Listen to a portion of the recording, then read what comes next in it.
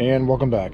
In a previous video, I commented we would kind of do a summary video and kind of go over everything that we did to this truck from the moment we received it to the auction till now. And I wanted to cover this while I was with you. Now you'll notice we have a slightly different tire on this vehicle at this point. And the reason why that is that we discovered about 2 days ago that the passenger side tire, which you're looking at now, after about 2 days would go flat. So we brought it back to the tire shop, had them look at it, and it had a hole in the sidewall, like just a little pinhole in the sidewall. Well, you can't plug or patch, or you're not supposed to plug or patch a hole in the sidewall for safety reasons. So that being said, what they were going to do was order in a single replacement tire. Well, I didn't want to put one new tire on a vehicle that had 4 used ones. But now we could have gone 2 new tires and put the new ones on the back and left the older ones on the front. I could have done that, but didn't feel like it. Really didn't want to. So we took the opportunity to change the tire out. Now it's still a 33 by 12.5. So the same height, same width, just different tread type on the end here. So these are 50R20s. I actually shouldn't even say that. It's same all the way around. Same height, same width, same diameter. So it still fits a 20-inch rim. Still 33 inches in height from bottom of tire to top of tire. Still 12.5 inches wide. Now, it is a different tread pattern, as you can see. It's not as aggressive and not as knobby as the old ones were, which, to be honest with you, has made a night and day difference between the ride and the road noise on these tires. Much quieter, much smoother, and much better on the drivability standpoint running these versus the ones that were on it. So did we have to do it? No. We could have got by with just doing a pair of tires, but we went ahead and bit the bullet.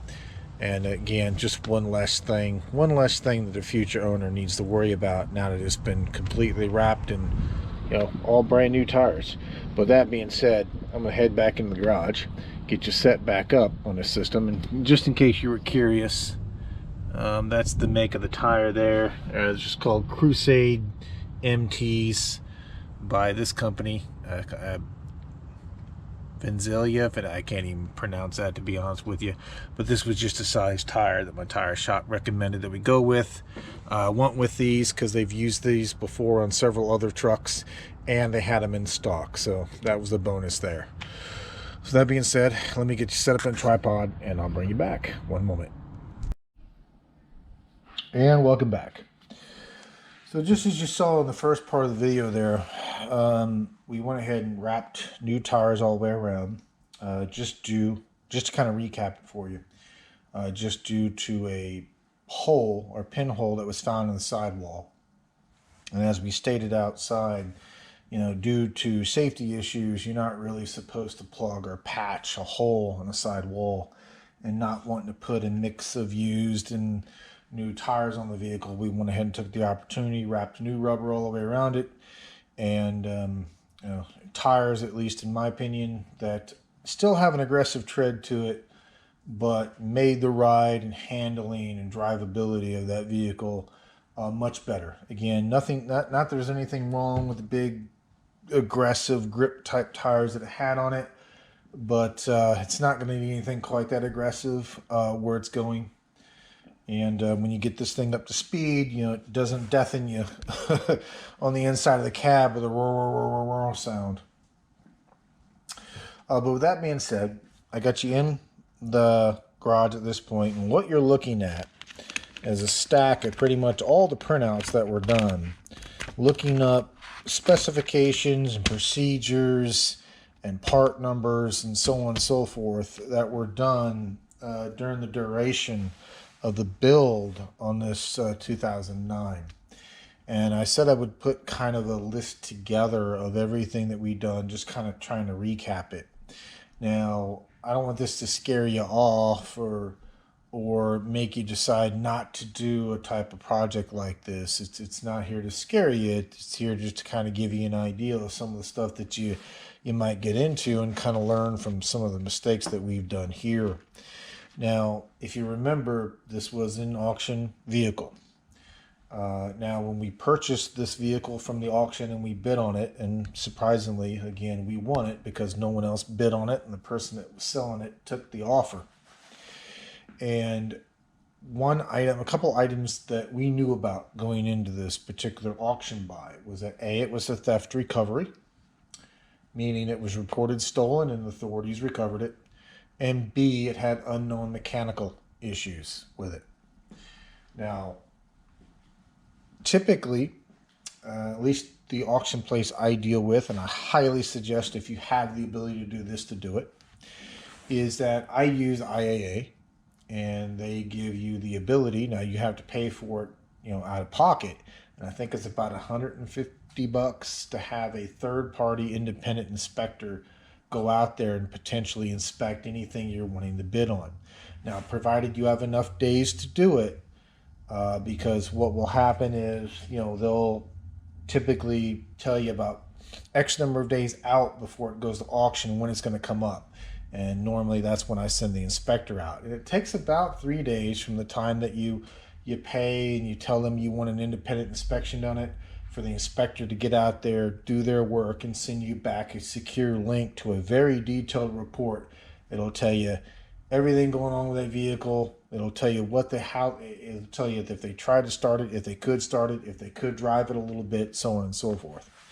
Now, this particular truck, unfortunately, came up for auction fast. And it came up and was basically, I could bid on it, and it was going to go to the auction block, I think, within 2 days. I mean, it was fast. I didn't have enough time to send an inspector out there to look at it. But I looked over the pictures they provided. It looked like it had decent interior, looked like it had decent exterior. So we placed a bid. And lo and behold, we were the only ones who bid on it, more than likely because it had unknown mechanical in it. No one else wanted to touch it. And the seller accepted the bid. So we got it shipped down here. And then once we got it down here, the fun began at that point. And I mean fun as in fun. I don't mean it sarcastically or a bad way. Knowing that it had a good, at least visually, exterior and interior, another factor that went into why we went ahead and bid on it was the area that it came from. The area that it came from is, how shall we say, more of a dry climate. Very little rain, definitely no snow, definitely no ice, which means no salt, nothing being dumped on the road that's going to accelerate the corrosion of the frame and or the body. Lo and behold, as you've seen in the videos, the body on this thing is in excellent shape, as well as the frame. Interior's got a couple spots on it, but for being an 09, in comparison, still immaculate. And as you saw during a lot of the disassembly videos, we weren't dealing with rusty crusty here. All the fasteners are breaking loose as if it's been a southern vehicle its entire life. It didn't come from the southern states, but it came from a drier climate, let's put it that way. So when the vehicle got dropped off, we knew going into this that it was going to have unknown mechanical. But again, we can handle mechanical work and the electrical work. That doesn't bother me. However, buying an auction vehicle is going to test your skill set. It's going to test your mechanical skill set and your electrical skill set and your troubleshooting skills. Pretty much, it's going to run you the gambit. Again, but take that with a grain of salt. It's all in, what you buy, what year you're buying, what condition you're buying, so on and so forth. So again, don't let it deter you. And this is definitely not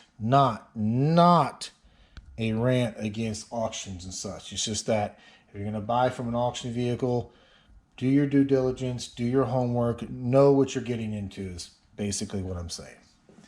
So we get the vehicle shipped in, we pay for the transportation costs, we get it up here, and of course we knew it had unknown mechanical, so it can't drive under its own power. It would start, but severe misfire, severe engine shake, running rich as all get out. So I get the vehicle towed here, and it's kind of sitting out in the street in the cul-de-sac. and we just do some preliminary troubleshooting on it. Now, right here is where I should have done two things I did not do that going forward we definitely will do. Is that I should have compression tested it and or also leak down checked it at this point, but I did not. Especially with a multiple cylinder misfire, or even a single cylinder misfire. Should have compression tested it, because had we compression tested it, we would have found right off the bat that the number 7 cylinder had 0 compression. And that would have told us right away we were looking at some kind of mechanical issue. However, we did not do that. We started doing the basics on it. Now, to give you a little preview of what we could just see with our eyeball when the truck was dropped off, was that the passenger fender liner was missing. This led it to the headlight wiring to come in contact with the wheel at some point in its life after the fender was removed, or fender liner was removed, and it ripped the wiring out. So that explains some of the lighting faults we were getting. We also noticed that the 2 of the 4 ABS sensor wires had been cut. The front driver wire was cut. The rear passenger ABS wire was cut. The rear driver ABS sensor was completely pulled apart and destroyed. The only one that was still connected and possibly still working was the passenger front. Continuing on with the visual inspection, we're looking at the engine and noticing that it seems to have a lot of new parts on it. New coils, new spark plugs. It's kind of indicative of usually what happens when someone's chasing a cylinder misfire or a multiple cylinder misfire. So when we started looking into things, and again, we could get it to run, but you had to keep your foot on the gas, and it was running extremely rich enough it would kind of just burn your eyeballs and burn your sinuses. But before we did the compression test and realized we were dealing with a mechanical issue, we did the basics. We took a coil and spark plugs and fuel injectors from a knowingly good cylinder, swapped it over to what one of the cylinders it was telling us was misfiring. Didn't fix the issue. We then checked our fuel pressure and noticed that the fuel pressure was about 20 pounds lower than spec. So we went ahead and dropped the fuel tank. That's when we discovered sugar in the fuel tank. One other thing we discovered was it had a locking fuel cap on it that we didn't have the key for. But if you look at the video, they're easily defeated, especially the plastic ones. With just a simple wood screw, you can get the locking gas caps to lock together and spin right out, and there is a video on that in case you're interested. But when we dropped the fuel tank, once again we found sugar in the fuel tank. So we went ahead and changed all the lines. We went ahead and changed the main filler line out from the fill neck down to the fuel tank, as well as cleaned the fuel tank out, dropped a new fuel pump in it. Now the good thing about I guess it's a good thing that sugar doesn't necessarily dissolve in gasoline. It will kind of float and settled to the bottom of the tank. However, a lot of the sugar did end up in the bowl of the fuel filter.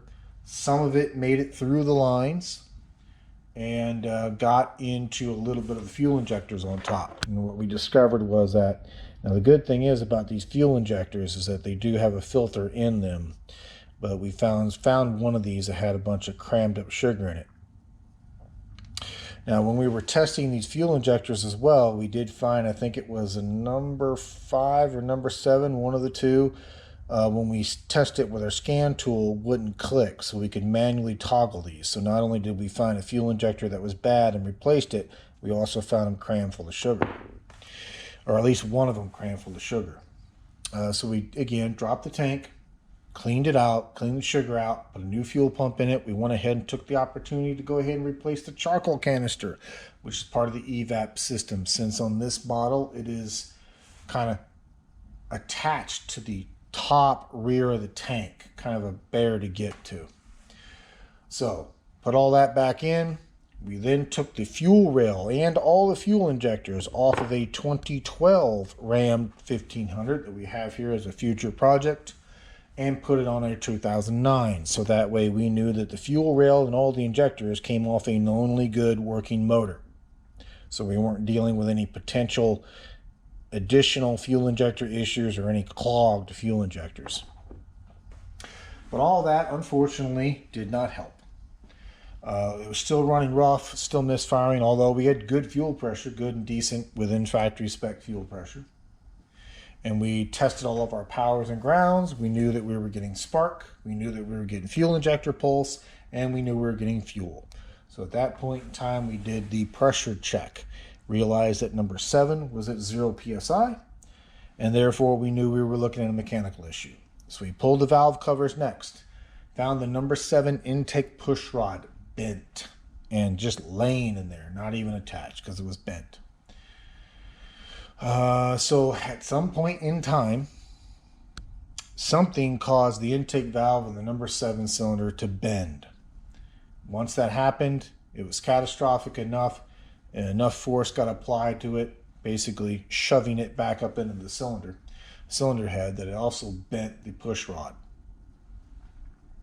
Or something happened with the lifter and caused it to bend the push rod. Either way, intake push rod bent, intake valve bent.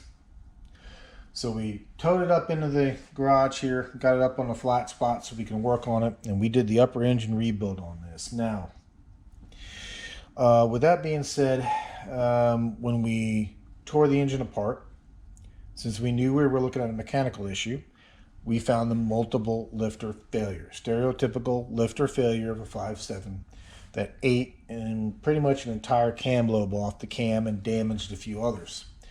Now, that's a lot of metal to be floating around an engine.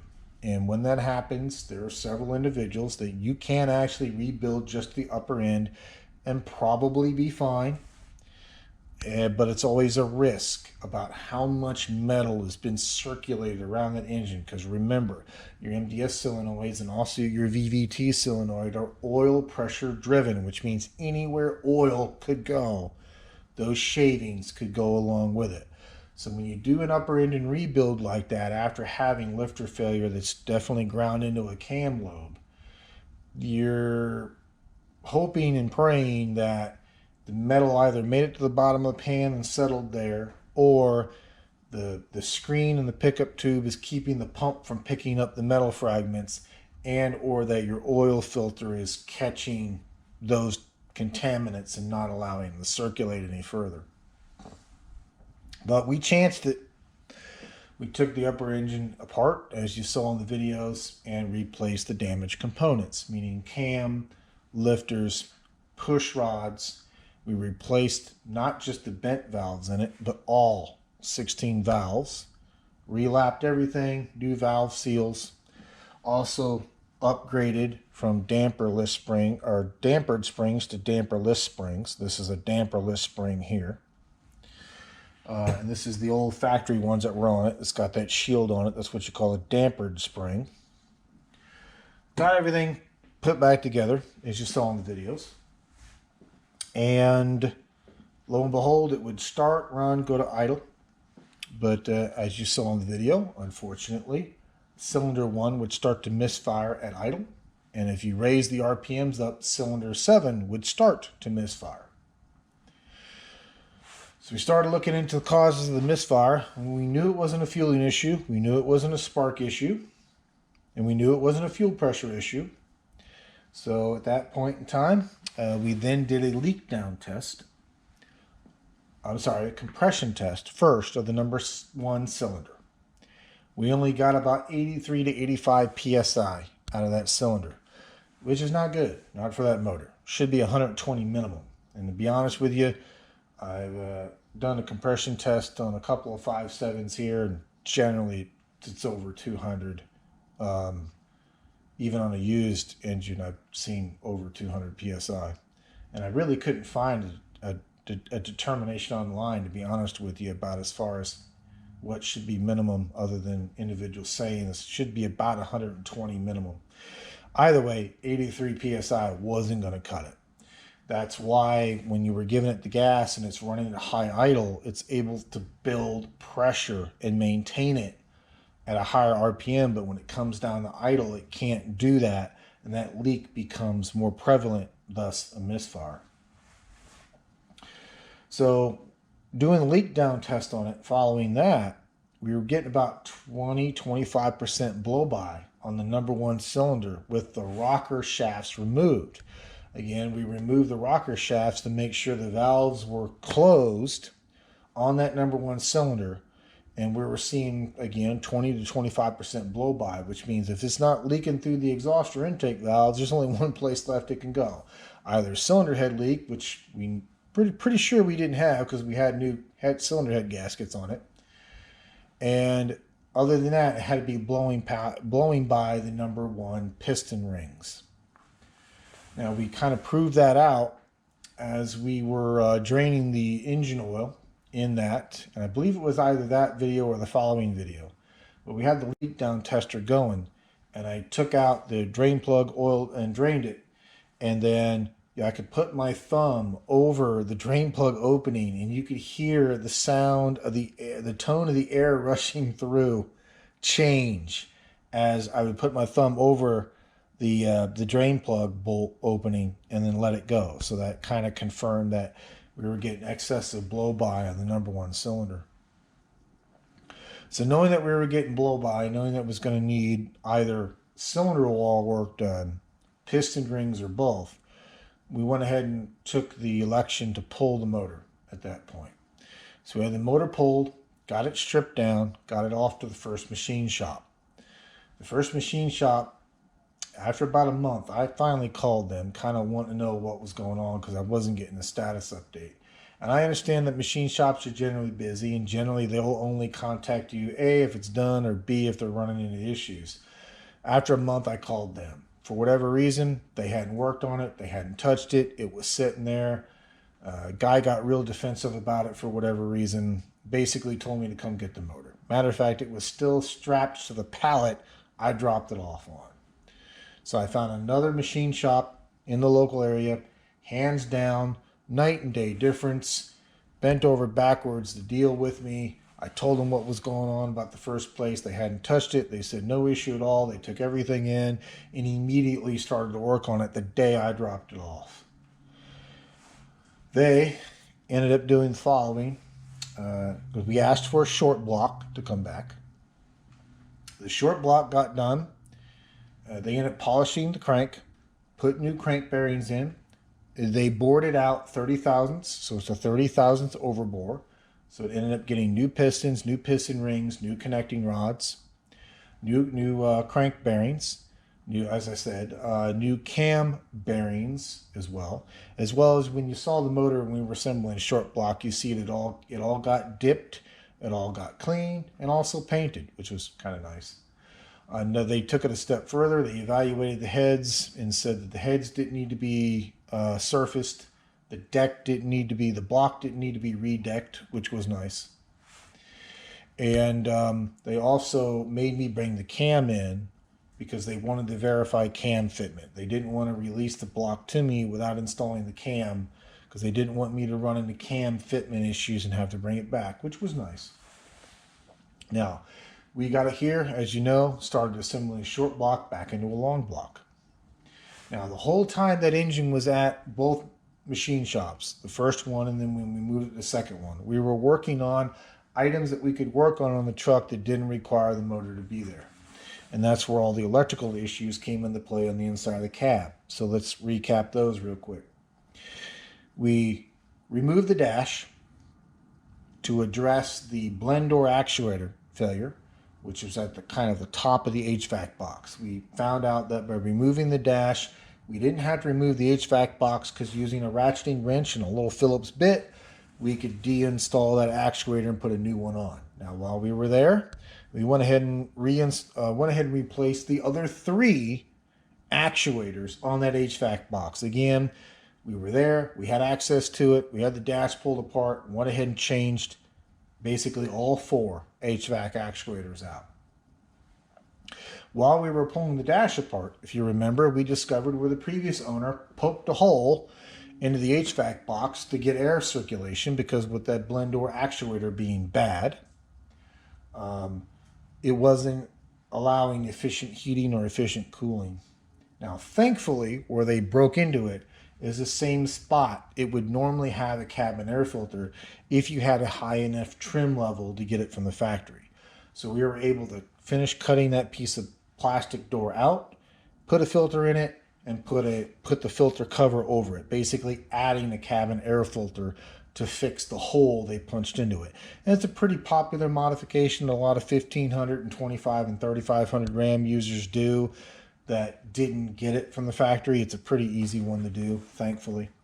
So, replace the actuators, added the cabin air filter to fix the hole they punched into the airbox. Then while we were there, we addressed the hatchet job of wiring that we found on the driver's side, where numerous third-party items had been spliced into the wiring harness, and not the best way. Let's just put it that way. So we took all the damaged sections of wires out, replaced what we needed to, soldered, heat shrink, make sure everything was secure, and just did a nice job of kind of bundling everything back together and resecuring everything. Now, that wiring, it fixed several issues, one of which was the driver's side airbag circuit fault we were seeing, one away with the wiring repair. While we were there, we went ahead and reinstalled the dash at that point, and then started focusing on the driver's door wiring. We were getting several faults there. One for the driver's side view mirror heater, so the defrosting circuit in the side view driver's side, the puddle light, as well as the switches to lower and raise the front driver and passenger door wouldn't work on this module. This is not the actual module, just an example. But the back ones would. Basically, you couldn't adjust the rear view mirror. You couldn't raise or lower the driver or passenger windows. Those were dead.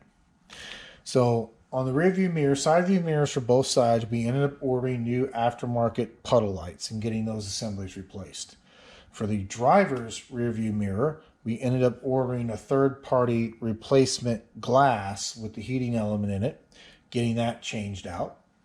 And we also found where the electrical connectors go into the driver door module from the rear view mirror, from the side view mirror, I keep saying rear view, apologies, were corroded. So we pulled the pins out, cleaned up the corrosion, got everything replaced, put it all back together. Lo and behold, it took care of the turn signal fault, the puddle light fault, the heating circuit fault we were getting. And then this one, when we looked into it, the reason why the rear windows would work is if you watch the video, go to a little bit more detail on it. But electrically, these two rear window switches are physically wired in as an additional switch to the rear door window switches. But the fronts operate a little differently. The fronts, these buttons don't actually control the window actuator. This module talks to the door module across its own separate bus, and the door module for the front driver and passenger doors, the door module actually is what tells the window to raise up and raise down. The reason why this module lost communication with the door module, we tracked it down to a blown fuse in the tip-em. We replaced that fuse. We started getting our LED lights. We can move our mirror around, both driver and passenger, remotely. And then lo and behold, we could then lower and raise both the driver and passenger front windows. So thankfully that one was just a blown fuse. So with that being done, that wrapped up kind of all the issues we were having on the driver's door. The passenger door, if you remember, was just a puddle light assembly. We already commented we replaced, but as I stated in the video, just to state it here as well, the aftermarket ones I bought from Amazon, they work great, but for the passenger side, the turn signal and the puddle light wiring on the inside of that assembly was backwards. So when the puddle light was supposed to be on, the turn signal light was on. And when the turn signal light was supposed to flash, the puddle light would flash.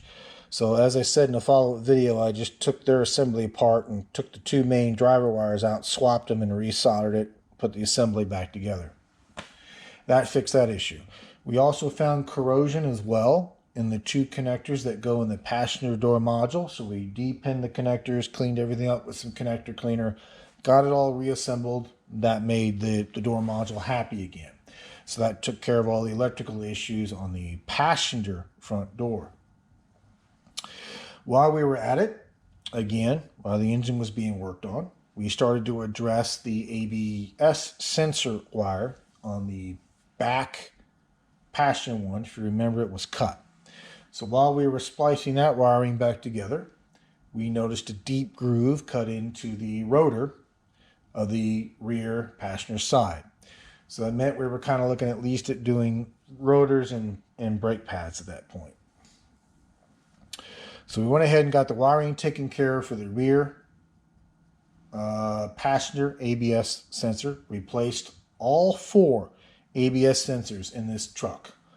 Again, probably didn't need to do that, but we were there. We didn't know the condition of the ones that were there or how badly they were treated. Went ahead and changed them all out.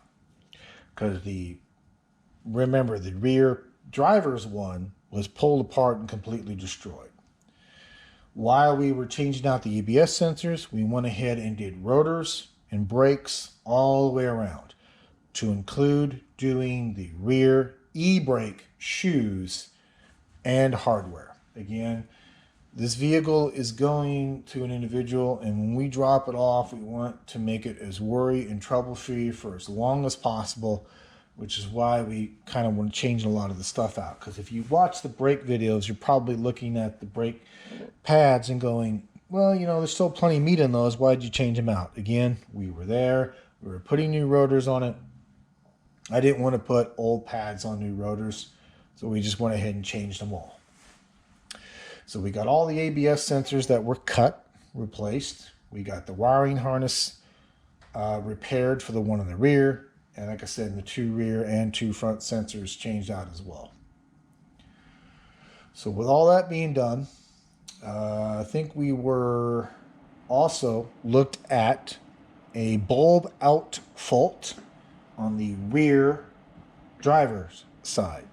And what we discovered, if you remember, just to show them to you here, because I happen to have them on the bench, that somebody put LED replacement bulbs in all of the rear backups as well as the stop and turn. Unfortunately, it's either this one or this one. One of these two didn't have the necessary provisions in it to keep the bulb out indicators from showing up on a Chrysler CAN bus system, in which what happens is if you have incandescent bulbs in from the factory, the body control module will read the resistance of this light. And if it doesn't match within spec, it thinks the bulb is either shorted or blown, one of the two, and will throw a light out fault. So if you remember, what we did here was I had the incandescent bulbs off of a 2500 RAM, because I changed out that RAM. I retrofitted it to LED tails and just used its bulbs and its bulb sockets on this 1500. And yes, the bulbs and bulb sockets off a 2016 2500 fit a 2009 1500. So go figure. Matter of fact, the plastic lenses are exactly the same as well. So while we were doing that, we tracked down a ground fault when we were looking at those as well. Because if you remember, when we had the hazards flashing, the backup bulb was flashing briefly. We tracked that down to being a bad frame ground on the up near the front driver's tire. So we got that addressed. So with all the lighting issues addressed, and the headlights were next. If you remember, we were showing a fault on the front driver's headlight. That was a result of the fender liner being removed and the wiring harness coming down, making contact with the front tire at some point, just based on the wear pattern of the wire. Looked like the tire had grabbed a hold of it and just yanked the wiring out and rubbed its way through it. The individual who owned this truck retrofitted aftermarket halogen projector assemblies from a newer Ram into a 2009. 2009 is supposed to have an all incandescent setup. So what we were able to do is I contacted the individual I normally get my retrofitting light kits from, and I ordered a set of basically a retrofitting kit that plugs into the factory harness, but then gives you the newer style connector to be able to mate in and plug up to a halogen projector style headlight assembly. So because it also includes the necessary resistors on the cable to keep the truck from thinking there's a blowing bulb when there's not, because those halogen projectors, the turn signal and the running light is actually LED, and it's expecting an incandescent bulb. That's why it has to have the resistor in there. So the new wiring harnesses fixed the bulb out issue with the front passenger one.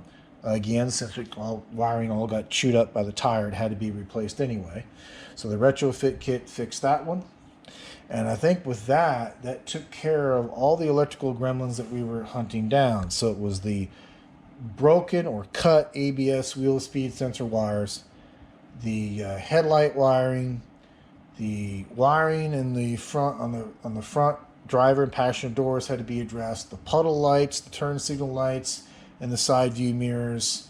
The headlights, as we had already stated, had to be addressed as well. And why the engine was out before it went back in, we went ahead and pulled all 4 oxygen sensors out and put in new NGKs. Again, without that engine in there, those oxygen sensors were a heck of a lot easier to get to, especially the connectors. We just took the opportunity to go ahead and change them out. Now, after we kind of had all that wrapped up, we finally got a call from the engine shop. I think it was about 3.5, maybe 4 weeks after we dropped it off at the second place. They had it done. And what they did on that block, just to recap, I think I may have said this earlier, I apologize. They ended up boring the cylinders out 30 thousandths over. So again, just to kind of recap, is new pistons, rings, connecting rods, polished the crank, new crank bearings, new cam bearings. The whole block was basically boiled and cleaned up and painted and so on and so forth. And as we did the reassembly, we took the opportunity to put in some upgraded items. Since we knew that there was going to be cylinder work done, and there was a pretty good bet they were going to punch it out 15 or 30 thousandths over, I contacted my tuner at that point and said, hey, what do you got that we can add a little bit more performance, but not something that would require a full-on complete custom tune? He has released a set of what he calls stage 1.5 cams. They're an upgraded cam, gives you a wider power band, but still works with the factory tune and factory software. So awesome. So we went ahead and went with that route, which basically was a custom ground comp cam. We went ahead and went with a new set of quote-unquote Hellcat lifters. So they're non-MDS updated lifters. And also a set of hardened push rods. Hardened push rods wasn't exactly needed, but we threw the extra $40 in it while we were there and put the hardened push rods again. Again, why not? Also, with that reassembly, we went ahead and put the Hellcat oil pump back on it for the increased volume, as well as increased pressure that increased volume gets us. The new timing chain, the new timing guide, new timing tensioner, and phaser. Again, not much of what was left of the old motor as far as mechanicals went back into it. Crank, block, and the heads, the cylinder heads, other than the cylinder head components, are pretty much, I would say probably about 90% of that engine went in with either new externals or new internals. So as you saw in the video, we got everything assembled, got it all back in, lo and behold, fired up and runs like a top. So that took care of all the misfire issues we were having, so on and so forth. So with the electrical issues taken care of, the brake issues taken care of, after it was in and we ran it for a bit, one of the items we discovered when setting the emergency brake would go straight to the floor. Now it would set and grab, and we adjusted it as best we could to get it to grab so the truck wouldn't roll. I didn't like it. And after looking into it, we found where the mounting points for the driver's side cable had broke, basically allowing the cable to move and thus creating some slop in the cable. So we ended up putting a new e-brake cable, both on the rear, so both passenger and driver side e-brake cables, which ultimately address the sloppiness in the cable. We then took it down to our tire shop and had the tires addressed. We had a narrower rim put on to get the tire tread to fit inside within the flare. Because where this truck is going, you can't have the tire extend past the fender or the fender flare. So that addressed that issue. While the tire shop had it, we noticed after doing some shakedown runs that the passenger strut, as we kind of commented on when we first received the truck, was leaking. Well, it went from a full-on leak to pretty much dumping all its fluid out. It was shot. So we went ahead and had them add in front struts. We also noticed that the outer tie rod ball joint were shot. So front struts, outer tie rods, and sway bar link bushings were replaced along with the rims. Now, as you saw in the video prior to coming to this one, due to finding a leaky sidewall on one of the tires, we went ahead and replaced the tires all the way around as well. So that's been done. And I want to say that brings us to present day. I'm sure I left a couple of small things out here. I'm sorry, transmission service. We went ahead and dropped the pan, did both filters, put new fluid in it again while we were at it. So that's also taken care of. So, and to comment where I've been buying the majority of the parts for this, came from really two places, about 98% of what we used. Either mymoparparts.com or Rock Auto. There was some eBay peppered in there for one or two and some local O'Reilly's for one or two. But Rock Auto, from what I can find, even if you're searching for an OEM part, make sure that you try this. Get the OEM part number and put it in Rock Auto's main search at the top of their page when the page first loads. I've found that, at least for Mopar parts, Rock Auto can get the majority of actual OEM parts. And not only that, they're significantly cheaper in some cases than if you go to like a Chrysler dealer and get it, especially the fluids. If you're looking for the Mopar antifreeze or Mopar ATF plus 4, I'm finding that you can get the actual Mopar fluids on Rock Auto cheaper than you can.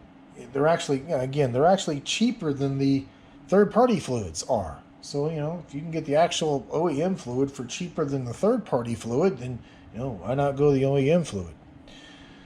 And if you order enough from Rock Auto, they do email you the little 5% discount codes, which we've been using through the majority of this. And if you're familiar with Rock Auto, you're familiar with, usually when you order something, they give you like one of these magnets, which is apparently a customer's car that they've submitted pictures of and had a magnet made out of it. Give you an idea.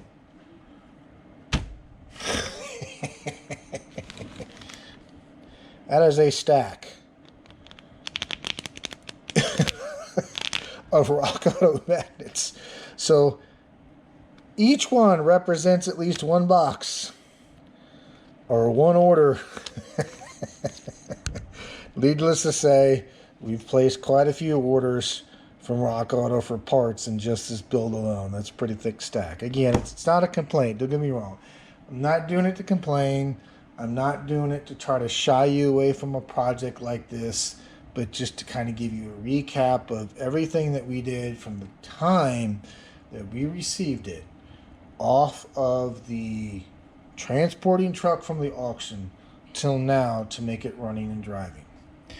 And a lot of this damage, and this is just my opinion, a lot of the damage, in my opinion, some of it was mechanical.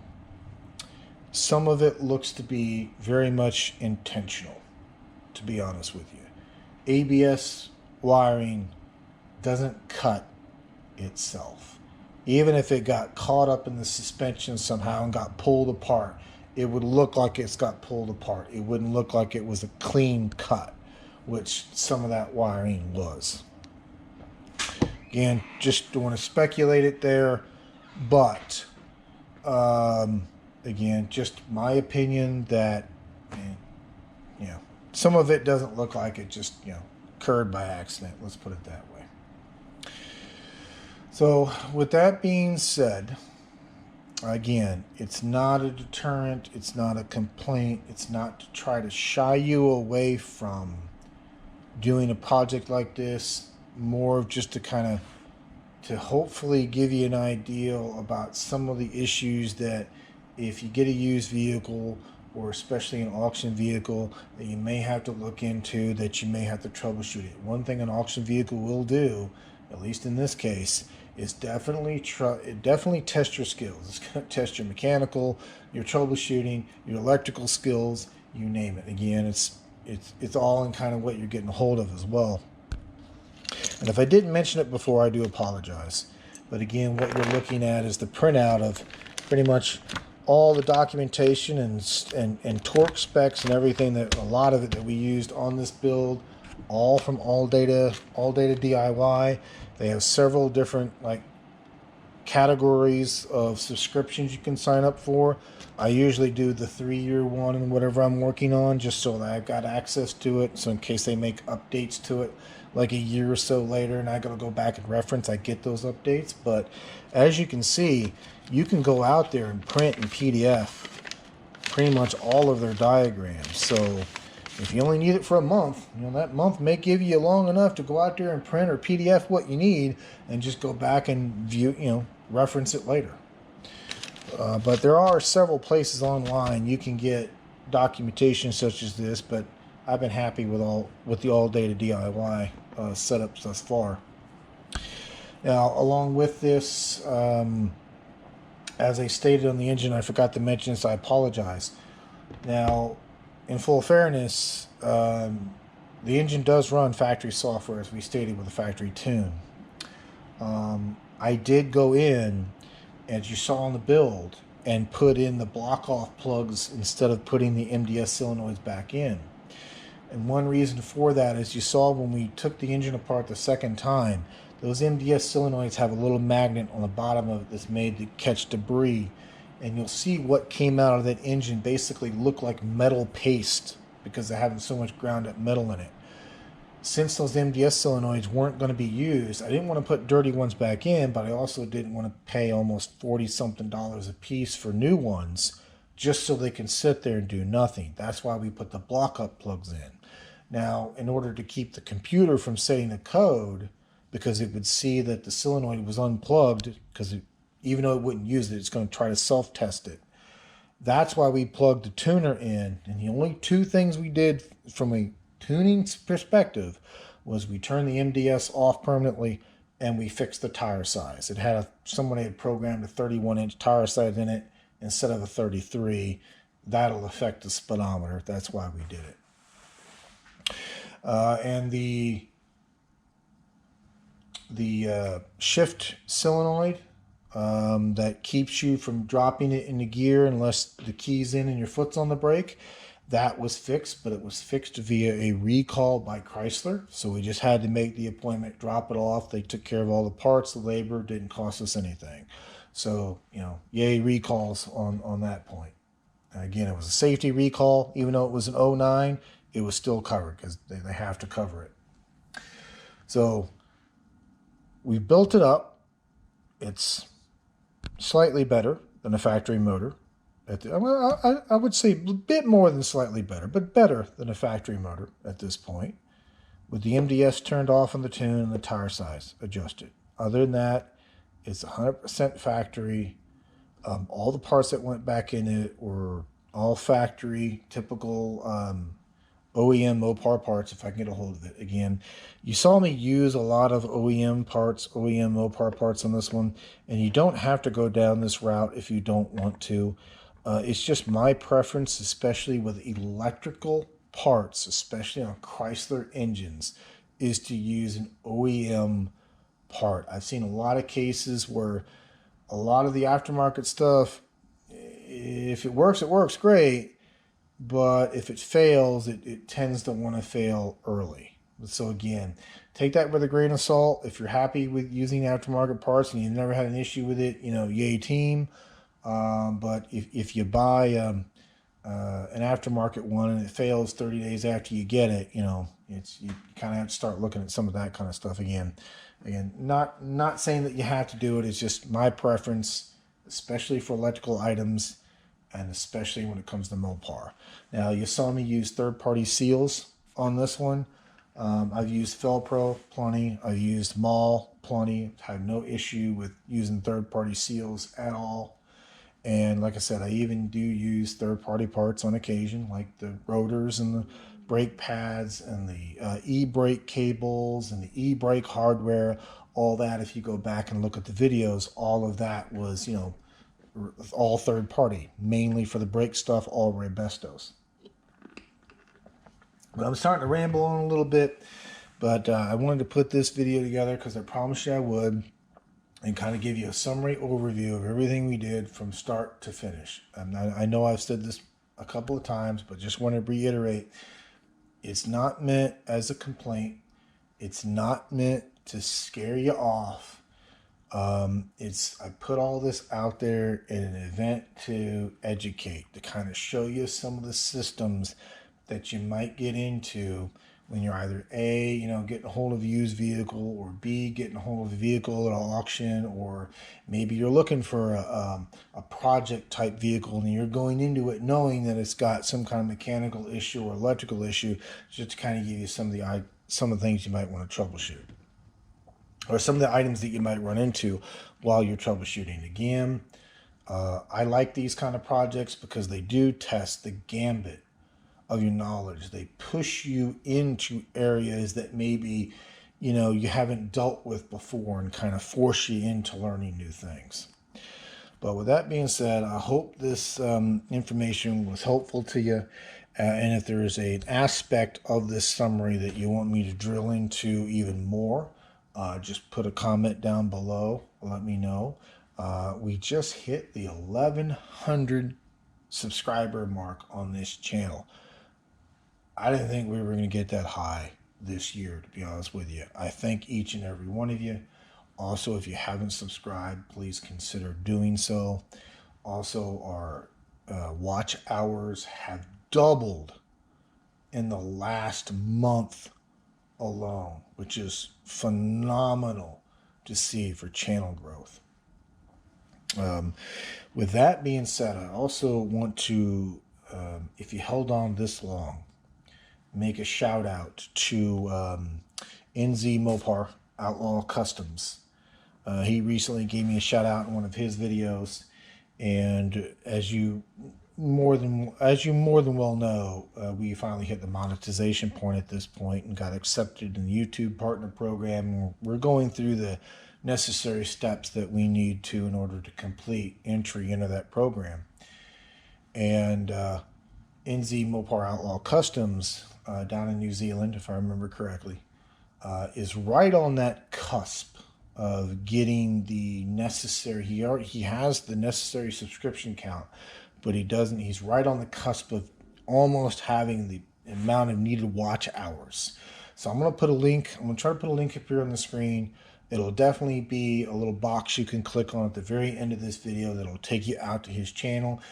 If you could do me a favor, if you go out there, if you haven't subscribed already, please consider doing so. Also, right now he's working on a Studebaker build, 1925 Studebaker, if I remember correctly. And it's quite literally a frame up, restoration / rebuild. Phenomenal work. Got more restoration skills than I'll ever have in my life. So if you go out there and give his channel a little bit of love, give it a subscribe if you wouldn't mind, and also give it watch some of his videos. Let's see if we can get him to that 4,000 needed watch hours before he hits his 365 days and that resets, because that's kind of the sucky thing about it, is that you can have the necessary subscribers that you need, but if you reach 365 days before you reach your watch hours, then your watch hours reset to 0, and you've got to build that up again. He's right on that cusp of being able to attend that. So with that being said, I do thank you. I thank you for listening to my rambling this long. And like I said, if you want me to drill into any more of this in any depth instead of kind of the high-level overview, just please put a comment down below, and I will talk to you later. Thank you much. Bye.